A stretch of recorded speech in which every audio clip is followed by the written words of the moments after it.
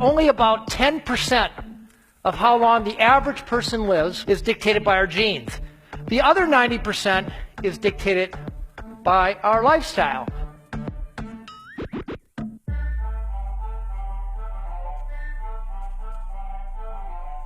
We're leaving about 12 good years on the table.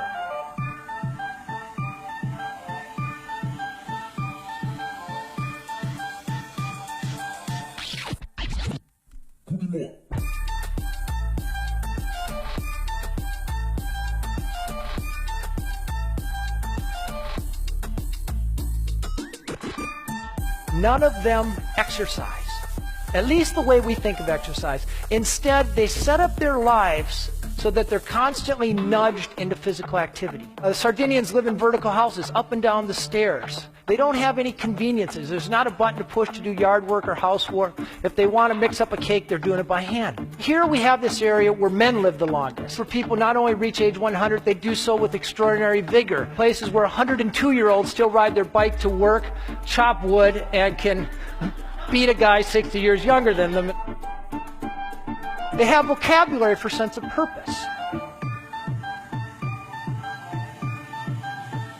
Instead, there's one word that imbues your entire life, and that word is ikigai. And roughly translated, it means the reason for which you wake up in the morning. For this 100-year-old fisherman, it was continuing to catch fish for his family 3 times a week. For this 102-year-old woman, her ikigai was simply her great granddaughter. And I asked her what it felt like to hold a great granddaughter, and she put her head back and she said, "It feels like leaping into heaven." Each of these cultures take time to downshift.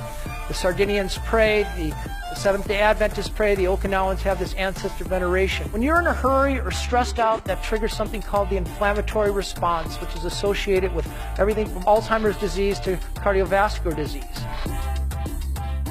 The greatest sort of diet suggestion ever invented is known as the Hara Hachi Bu diet.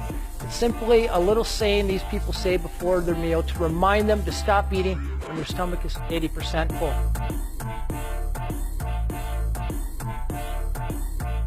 They have all kinds of little strategies to keep from overeating. They eat off of smaller plates. They tend to eat fewer calories at every sitting. A plant-based diet full of vegetables with lots of color in them, and they eat about 8 times as much tofu as Americans do.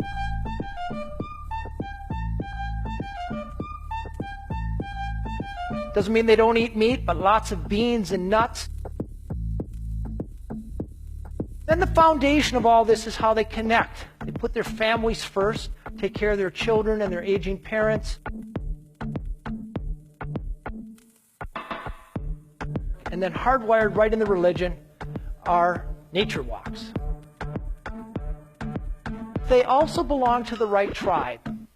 They were either born into or they proactively surrounded themselves with the right people.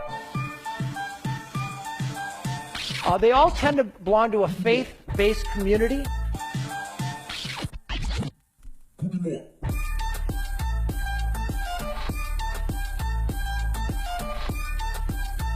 The Seventh-day Adventists celebrate their Sabbath from sunset on Friday till sunset on Saturday, a 24-hour sanctuary time, they call it. These people drink a little bit every day, not a hard sell to the American population.